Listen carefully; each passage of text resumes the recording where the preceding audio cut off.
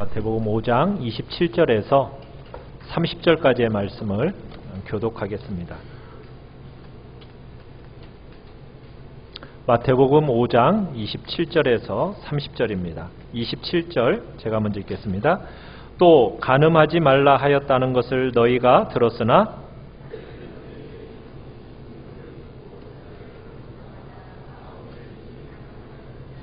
만일 내 오른눈이 너로 실족하게 하거든 빼어 내버리라. 내 백체 중 하나가 없어지고 온몸이 지옥에 던져지지 않는 것이 유익하며 또한 만일 내 오른손이 너로 실족하게 하거든 찍어내버리라. 내 백체 중 하나가 없어지고 온몸이 지옥에 던져지지 않은 것이 유익하니라. 아멘.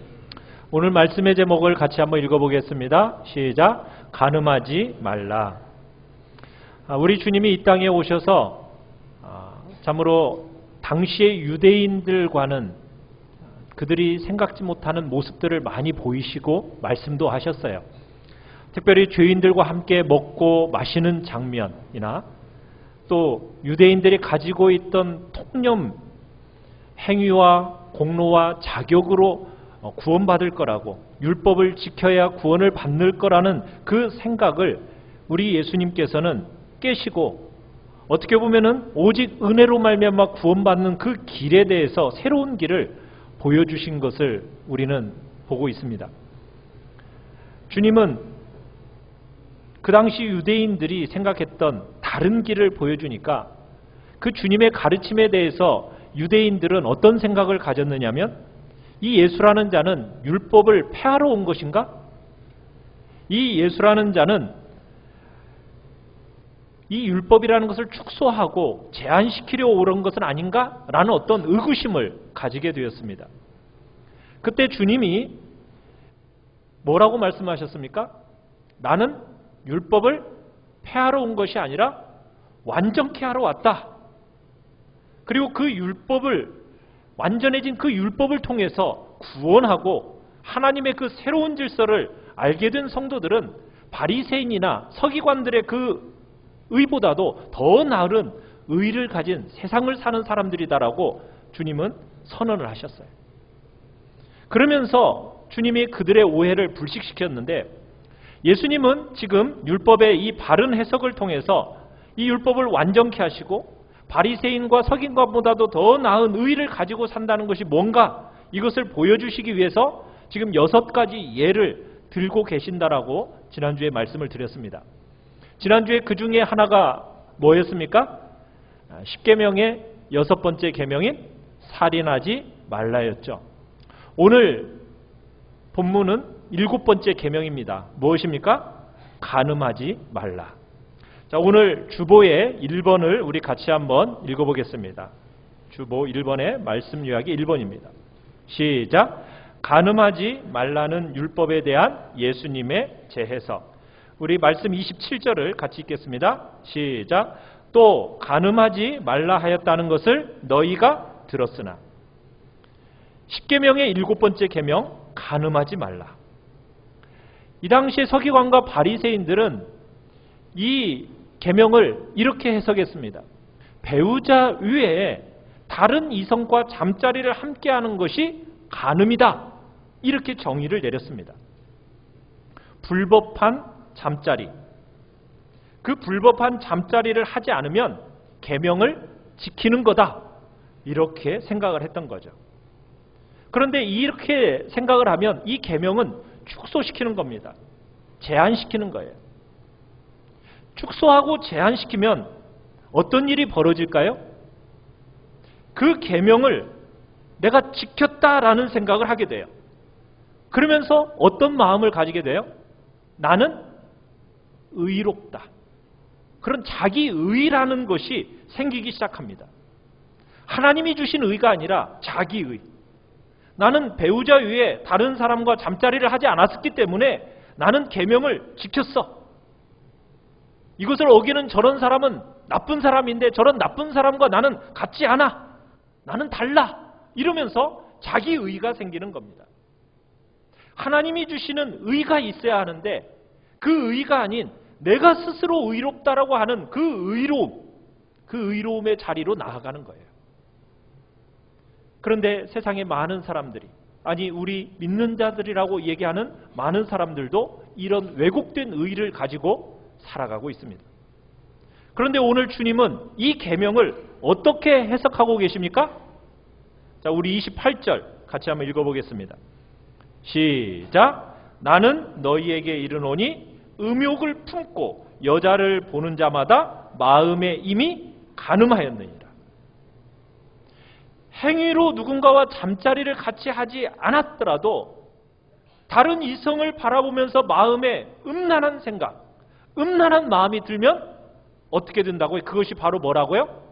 간음과 똑같다라고 지금 주님은 말씀하고 계시는 겁니다. 여러분, 이런 식으로 계명을 해석하면은 막 부담감이 몰려오지 않습니까? 그죠? 아, 이런 식으로 해석하는 거 너무 무겁다. 아, 이런 식으로 해석하면 야, 죄의 범위가 너무 확대되는 거 아닌가? 우리를 뭐 죄그물에다가 뭐 올가매려고 하는가? 어떤 그런 마음, 부담감, 어떤 병적인 집착 같다. 막 이런 식으로 마음의 부담감이 몰려오는 겁니다. 그런데 이렇게 계명을 해석하는 것이 정당한 이유가 왜 그런가? 성경을 피상적으로만 해석하지 않고 성경이 지닌 잣대, 성경이 지닌 기준, 이것이 무엇인지를 선명하도록 보게 만들기 위해서 지금 주님은 이렇게 말씀하시는 겁니다. 여러분, 속으로 생각만 해도 죄다 이렇게 정죄하려는 게 아니라 지금 성경이 두고 있는 초점이 뭔가를 한번 생각해 보라는 겁니다. 여러분, 문제의 근원이 어디에 있을까요? 문제의 근원이라는 것은 우리의 행실을 불러온 우리 속에 있는 거예요. 우리 속에. 그런데 이 죄성은 그대로 두고 그냥 바깥의 행실만 문제 삼으면 여러분, 이 문제를 바르게 다룰 수 있을까요? 여러분, 문제를 바르게 다룰 수가 없는 겁니다. 여러분, 우리의 몸에 암세포가 발생했어요. 그러면 그 암세포를 그냥 그대로 놔두고 이 암세포 때문에 지금 피곤해지고 온갖 기능이 약화되어져 가는데 그 암세포는 그대로 놔두고 내가 뭔가 원기를 회복하겠다라고 다른 약물만 투여한다면 여러분, 그게 의미가 있습니까? 없어요. 성경은 얘기하는 거예요. 마음으로 음욕을 품는 자도 간음하는 자와 방불하다. 이 이야기를 귀찮게만 여기지 말라는 거예요. 핵심을 지금 정확하게 짚어야 된다는 겁니다. 뭐가 중요하다라는 겁니까? 마음이 중요하다는 거예요. 마음이. 왜 마음이 중요한가? 자, 우리 2번을 같이 한번 읽어보겠습니다. 2번입니다. 시작. 피 흘리기까지 죄와 싸워야 하는 죄를 다루는 원칙. 여러분, 우리는 모태로부터 죄를 가지고 나왔어요. 그렇기 때문에 우리의 존재의 중심인 이 마음 속에 부패한 소욕이 그대로 남아 있습니다. 이건 마치 불과 같습니다. 마음에 이 소욕을 품잖아요. 음욕을 품거나 욕심을 품잖아요. 그러면 이 욕심이라는 것은 어떻게 되어집니까? 점점 커지게 되어 있어요. 여러분, 그 욕심이 커지면 결국 무엇으로 드러나죠? 행실로 드러나게 되어 있어요. 그렇기 때문에 우리의 마음과 우리의 행실이라는 것을 같게 취급해야 된다는 겁니다. 죄라는 주제를 지금 이렇게 다뤄야 될 것을 지금 우리 주님은 말씀하고 계시는 거예요. 세상은 지금까지 환경 개선에 초점을 맞춰왔습니다. 교육을 통해서 사람을 바꿔오려고 했어요. 여러분, 그런데 그렇게 많은 노력을 하고 열심히 공을 들여왔는데 어떻게 되었습니까? 실패했어요. 왜 실패하게 되었죠? 비뚤어진 중심을 함께 다루지 못했기 때문에 실패한 겁니다. 그래서 성경은 뭐에다 초점을 맞추고 있는 거예요? 마음에다가 지금 초점을 맞추고 있는 거예요. 바깥으로 드러나는 것만이 죄가 아니라는 거예요. 마음의 음욕을 품는 것 자체가 주님 앞에서는 동일한 죄라는 겁니다. 마음에 음란한 생각을 품고 마음에 품고 있으면 금세 행위로 전환되기 때문에 그게 우리의 쉬운 본성이라는 것을 지금 말씀하고 있는 거예요. 그러면서 우리의 마음속에 있는 것 똑같이 대하라는 거예요. 그렇지 않으면, 그렇게 죄가 다루어지지 않으면은 우리는 이 죄를 제대로 다룰 수 없다라는 겁니다. 그래서 주님은 음란한 생각을 품는 것, 그것 자체도 간음과 똑같다라고 지금 주님은 경고하고 계시는 거예요. 주님은 제7계명을 이같이 해석하시면서 간음을, 죄를 범하지 않기 위해서 어떻게 죄를 다뤄야 하느냐, 29절 30절에서 그 얘기를 하고 있는 겁니다. 자, 우리 29절 30절을 다시 한번 읽어보겠습니다. 시작. 만일 내 오른 눈이 너로 실족하게 하거든 빼어내버리라. 내 백체 중 하나가 없어지고 온몸이 지옥에 던져지지 않는 것이 유익하며, 또한 만일 내 오른손이 너로 실족하게 하거든 찍어내버리라. 내 백체 중 하나가 없어지고 온몸이 지옥에 던져지지 않는 것이 유익하니라. 여러분, 이 말씀은 죄를 다루는 원칙이 뭔가를 보여주는 내용입니다.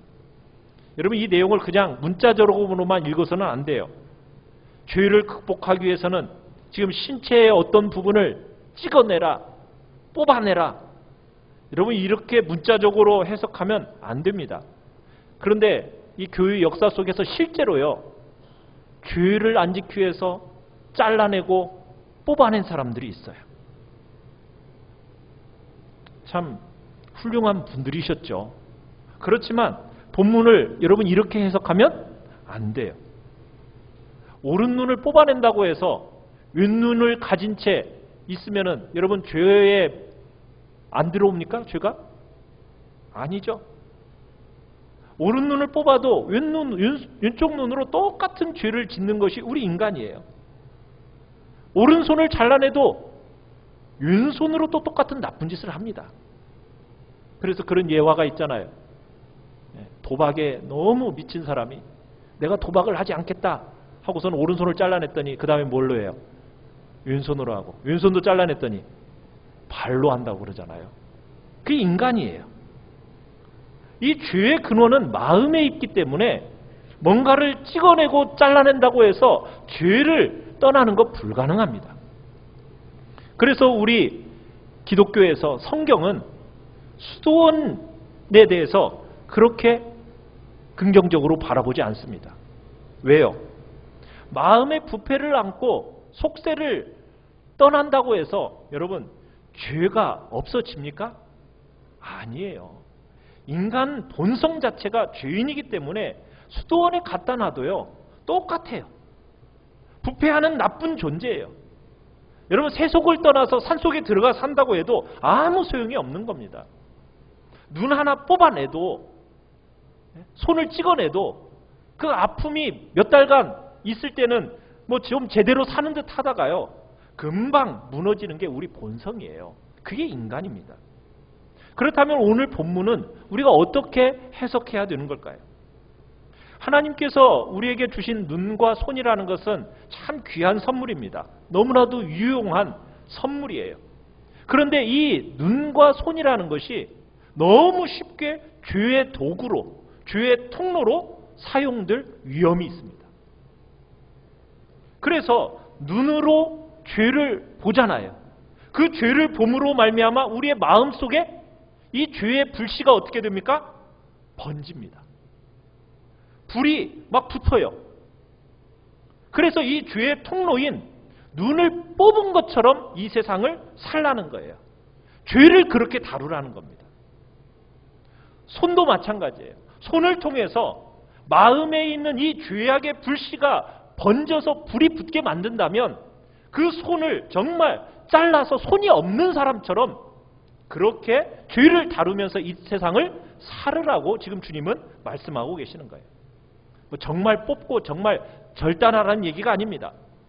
우리에게 유용한 것들 잃어버릴 그 각오를 하고 잘라버릴 각오를 하고 대가를 지불하면서 죄가 들어오는 그 순간부터 눈으로 죄가 들어오고 손으로 죄가 들어오니까 그 들어오는 순간 그 죄를 다루어서 눈을 뽑고 손을 자르듯이 그렇게 죄를 미워하고 죄와 싸워서 죄를 멸하라. 지금 주님은 이 이야기를 하고 계시는 거예요. 그런데 오늘날 한국교회에서는요, 죄를 이렇게 다루려고 하지 않습니다. 너무 많은 성도들이 죄를 너무 쉽게 생각해요. 그래서 은혜 받으면 죄를 쉽게 이길 것처럼 생각을 합니다. 그런데 여러분, 은혜 받고 나가면서 어때요? 금방 죄 지어요. 그죠? 설교 듣고 은혜 받았어요. 나가는 길에 누군가 마주쳤는데 인사 안 해요. 그러면 갑자기 마음이 어떻게 돼요? 은혜가 사라지고 기분이 잡치죠. 오늘 한국교회에 설교 시간에 은혜 많이 받고요. 우리 교회 주차장은 그래도 넓잖아요. 대부분의 교회 주차장이 굉장히 좁아요. 주차장에서 시비가 많이 붙는데요. 그래서 주차장에서 그 은혜를 다 쏟아버린대요. 여러분, 은혜 받고 싶으십니까? 다른 교회 주차장 가보시면 그 은혜가 쌓여있대요. 여러분, 은혜만 받는다고 해서 인간의 본성이 바뀌는 게 아닙니다. 마음속에 그 불길 같은 죄악의 본성은요, 그대로 있어요.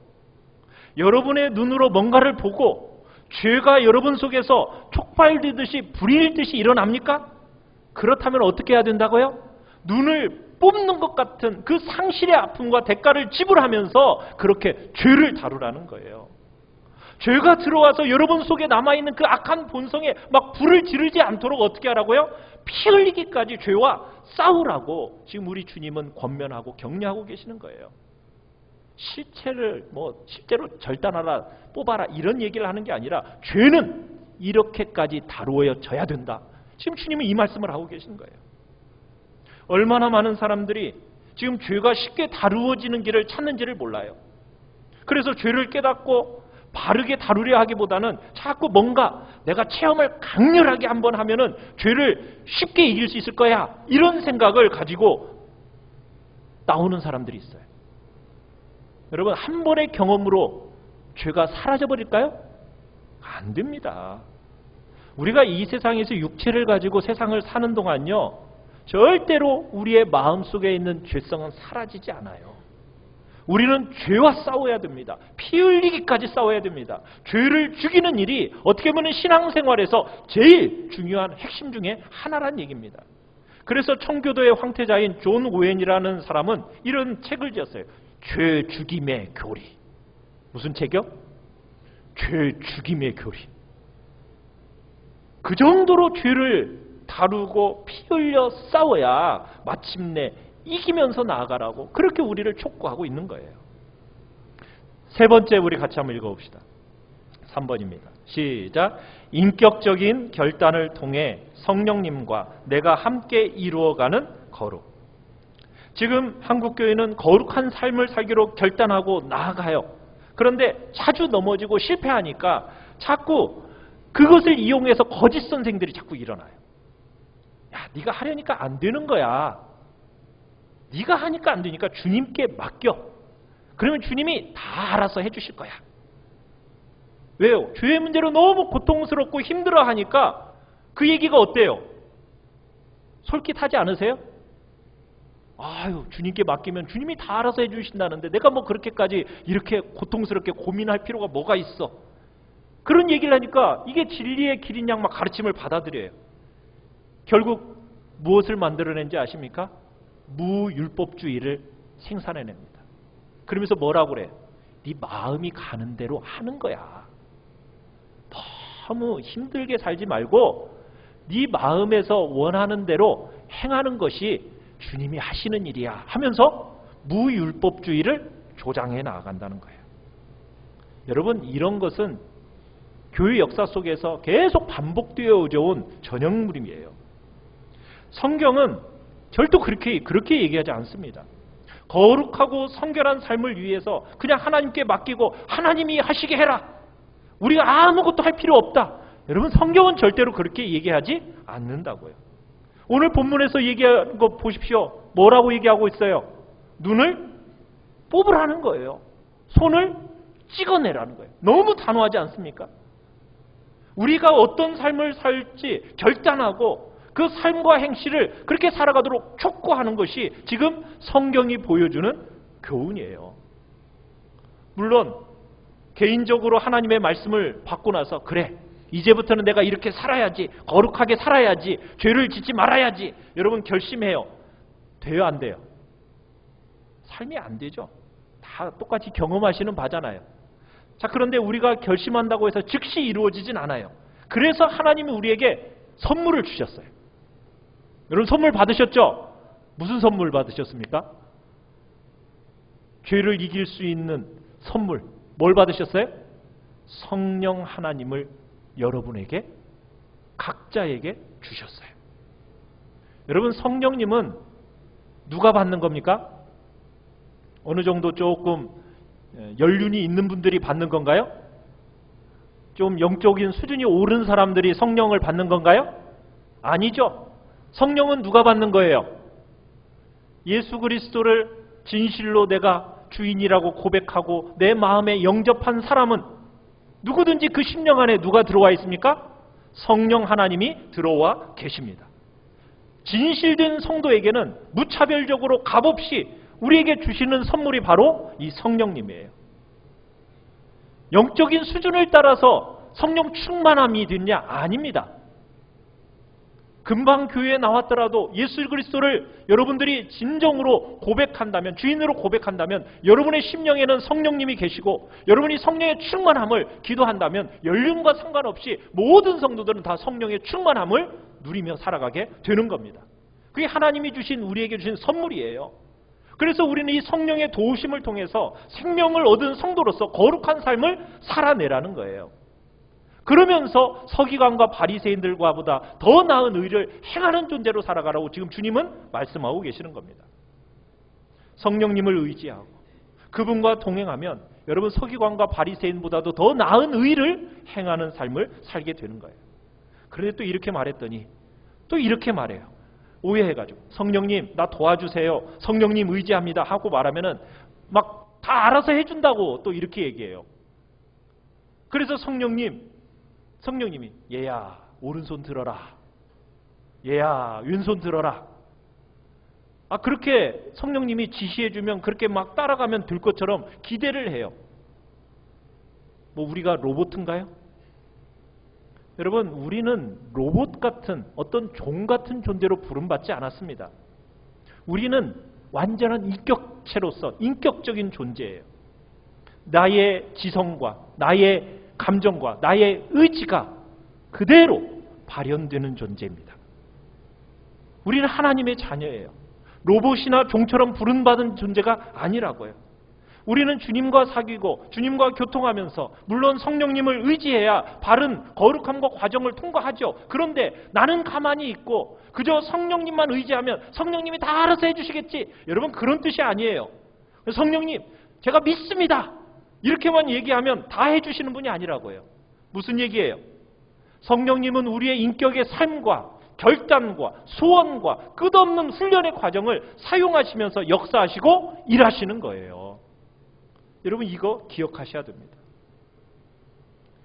아주 어떤 영적인 놀라운 체험을 하면은 저절로 죄가 사라지는 게 아닙니다. 그냥 죄가 저절로 막 싫어지고 저절로 죄를 이길 수 있는 게 아니에요. 왜요? 여전히 우리 안에 뭐가 있기 때문에, 본성 가운데 죄의 불씨가 남아있기 때문에. 우리는 그래서 주님이 죄를 싫어하는 것처럼 나도 죄를 어떻게 해야 돼요? 미워해야 돼요. 더 이상은 내가 죄와 짝하지 않겠다고 우리 스스로 결단해야 됩니다. 죄와 피 흘려가면서 싸우기를 여러분 다짐해야 돼요. 그런데도 내 안에 죄를 이길 힘이 없는 줄 알기 때문에 누구를 의지하는 거예요? 성령 하나님을 의지하면서 가는 거예요. 죄에 넘어지지 않으려고 내가 몸부림치면서 여러분 인격적으로 결단하고 다짐할 때 그 다짐과 결단을 성령께서 소중하게 쓰시면서 역사하시는 거예요. 여러분 이게 올바른 교리입니다. 거룩이라는 것은 우리의 결단과 인격의 다짐이 없이는 절대로 일어나지 않아요. 그래서 제가 끊임없이 설교가 끝난 후에 뭘 요구합니까? 결단을 요구하는 거예요. 다짐을 요구하는 거예요. 왜? 결단과 다짐을 성령께서 함께 사용하시면서 주님께서 우리를 거룩한 존재로 만들어 가시기 때문입니다. 우리는 완전한 인격체예요. 주님이 우리에게 원하시는 것 무엇이겠어요? 죄를 안 짓고 그냥 모든 일을 로봇처럼 실수 없이 잘 수행하는 것. 여러분, 이것을 주님이 원하시는 게 아니에요. 주님이 뭘 원하시는 거예요? 주님은 정말 죄를 마음 아파하시는 그 부패와 실패와 그 죄, 그것을 정말 주님과 똑같은 마음으로 미워하는 그 마음을 원하시는 거예요. 그 마음. 그러면서 피 흘려 죄와 싸워서 정말 거룩함과 선결함을 선택하고 다짐하는 그 수고와 훈련을 우리 주님은 소중하게 받으시면서 그걸 통해서 성령님이 역사하시고 결국 우리의 삶이 거룩해지는 겁니다. 이해하시겠습니까? 자, 우리 네 번째 같이 한번 읽겠습니다. 시작. 죄가 들어오지 않도록 죄의 경로를 차단하라. 자, 그렇다면 이것을 삶에 다시 한번 적용해 보세요.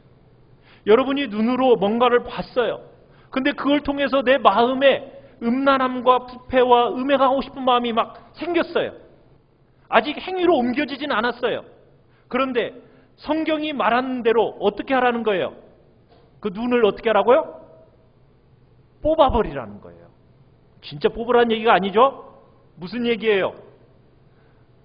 눈을 뽑아서 못 보는 사람처럼 눈앞에 펼쳐지는 어떤 음욕을 부추기는 어떤 장면이나 영상이 있으면 그걸 어떻게 하라는 겁니까? 보지 않도록 눈이 없는 사람처럼 그렇게 행해야 된다는 거예요. 손을 뻗으면은 음욕을 부추기는 어떤 대상이 있어요. 그러면 어떻게 해야 돼요? 잘라버리라는 거예요. 왜?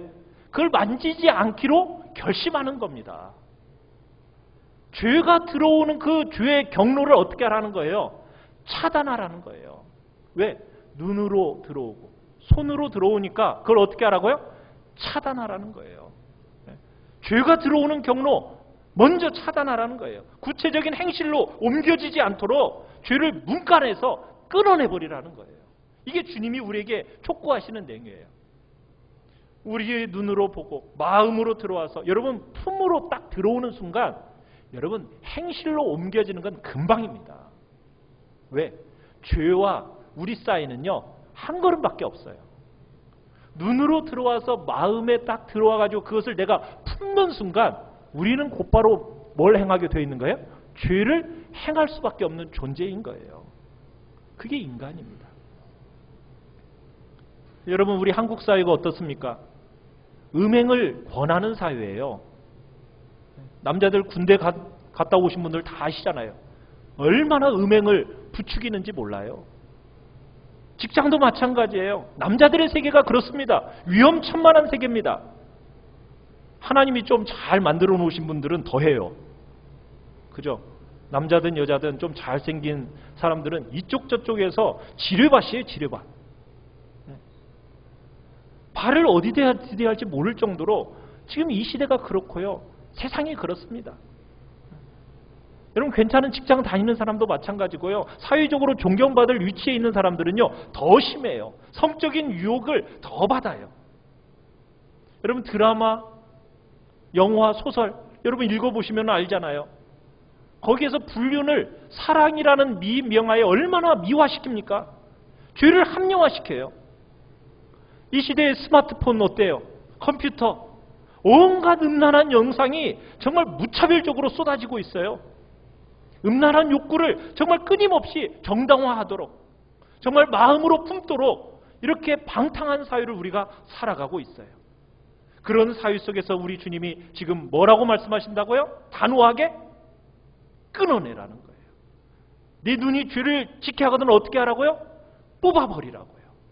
손이 죄를 지켜 하거든 어떻게 하라고요? 끊어내버리라고요. 절대로 죄와 타협하지 말라는 거예요. 죄가 들어오는 그 첫 관문을 어떻게 하라고요? 잘 다루어내라는 거예요. 죄가 마음에서부터 눈을 통해 죄가 마음에 들어오지 못하도록 마음에 딱 품는 순간 죄로 진전하니까 먼저 그 관문에서부터 쫙 잘라내라.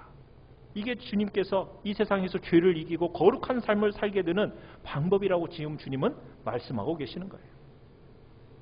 우리 사회가 성적으로 그 성적인 죄에 대해서 얼마나 관대해지는지 몰라요. 점점 더 관대해져 가고 있어요. 우리 어린 자녀들, 청소년들, 대학생들 여러분 생각하면 억장이 무너지지 않습니까? 하나님이 주신 그 성의 아름다움을 하나님께서는 결혼의 제도라는 그 안에서 누리도록 하나님께서 허락하셨는데, 그 결혼 제도 안에서 누리는 그 기쁨을 알기도 전에 먼저 세상이 다 왜곡된 성지식으로, 왜곡된 행위로 다 분분별하게 다 지금 망가뜨려가고 있어요.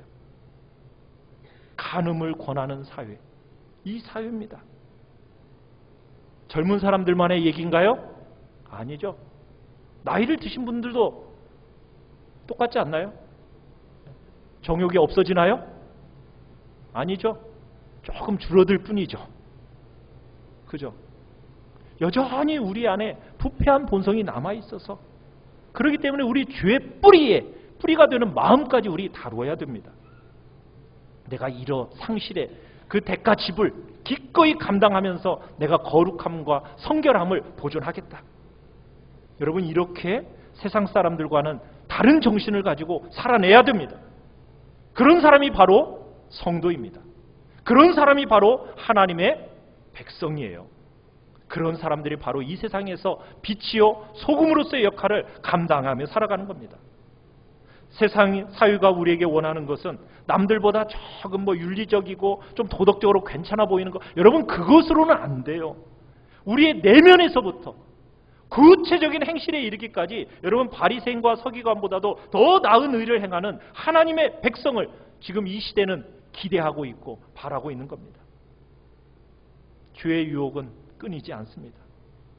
때로 넘어지고 실패하지만 여러분, 그런데 마음을 빼앗기지 마십시오. 하나님의 눈앞에서 여러분의 중심의 정결함을 지켜내시길 바랍니다. 여러분, 정결함을 흐리고 정말 마음을 흐트리는 것이 있습니까? 가차없이 어떻게 하라고요? 그 죄의 경로를 잘라내라고요. 차단하라고요.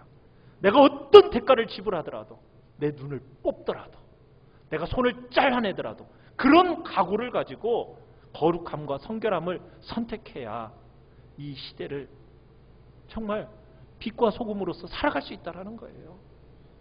여러분, 겉으로 드러난 행실만으로 다루는 이 바리새인과 서기관과는 우리는 달라야 됩니다. 우리의 마음, 죄의 뿌리가 되는 이 마음, 자세, 여기까지 다루어져야 우리 성도들은 이 세상의 다른 사람들보다도, 서기관과 바리새인들보다 더 나은 의를 행하는 사람이 되는 거예요. 현대인들은 너무나 감각적입니다. 눈으로 봐야 되고, 몸으로 느껴야 되고, 손으로 만져져야만이 그 사람들은 만족해요. 세상은 그래요. 그걸 너무나 중요하게 생각해요. 그러나 우리가 중요하게 여겨야 될 건 무엇입니까? 느끼지 않고 보이지 않아도 우리는 인격의 중심입니다. 마음입니다. 영혼입니다. 이것을 정말 중요하게 생각해야 돼요. 여러분, 세상 사람들에게 누가 가르칠 수 있는 사람이 되겠어요? 눈을 뽑는 것 같은 그 상실을 통해서, 손을 자르는 것 같은 그 고통을 통해서라도 내가 죄와 싸워서 거룩함과 성결함을 지켜내겠다. 여러분, 이런 사람이, 이 세상의 정신을 거슬러 올라가는 이런 사람이 세상을 바꿔내는 겁니다. 음란을 권하는 이 사회 풍조, 문화 물결, 여러분 거스르는 힘이 우리에게 있어야 됩니다. 휩쓸려 가서는 안 됩니다. 하나님 앞에서 더 나은 의를 행하는 사람으로 우리가 나타나야 되는 것이에요. 우리는 이 세상이 전부라고 살아가는 사람들이 아니잖아요. 그죠?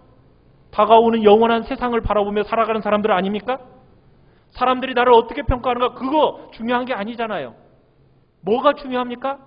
하나님이 나를 보시는 기준, 그 앞에서 우리가 살아가는 사람이잖아요. 그러면은 하나님 앞에서 더 나은 의를 행하는 사람이 되어야 하지 않겠습니까? 그래야 세상이 비로소 참된 것을 보게 되는 거예요. 그런데 이 시대에 많은 성도들이 너무나도 쉽게 무너져요. 뭐라고 하면서 무너지는지 아세요? 마음은 원이로되, 뭐라고요? 육신이 약하여서 어쩔 수 없습니다. 세상이 그렇게 흘러가니 어쩔 수 없어요. 여러분, 그렇게 말하면 돼야 안 돼요? 안 돼요. 그렇게 죄에 무너지면 안 됩니다. 우리는 죄와 싸우고 정말 죄를 범하게 만드는 이 악한 영과 싸워야 됩니다. 그래야 하나님의 은혜와 하나님의 영광과 하나님의 아름다움이 이 땅에 드러나게 되는 거예요. 오늘날 너무나 많은 한국교회 성도들이 이 싸움을 포기했어요. 너무 쉽게 이 싸움을 내려놓아 버렸습니다. 한국교회가 그래서 지금 이러한 문제까지 가고 있는 거예요. 사랑하는 성도 여러분, 하나님께서, 우리 주님께서 이 율법의 정신을 다시 한번 회복시키면서 원래 뜻했던 바가 이런 거다라고 우리를 데려가는 이 성도의 수준, 이 거룩함과 성결함의 열매를 맺기 위해서 여러분 그 수준에까지 우리 나아갑시다. 그래서 바리새인과 서기관보다 더 나은 의를 행하는 복된 자리에 우리가 서서 정말 이 아픔 많고 혼탁한 이 한국 사회가 더욱 깨끗해지고 맑아지고 아름다워질 수 있도록 우리가 이 시간 주님 앞에 새롭게 결단하며 나아가시기를 간절히 축원합니다. 우리 시간 같이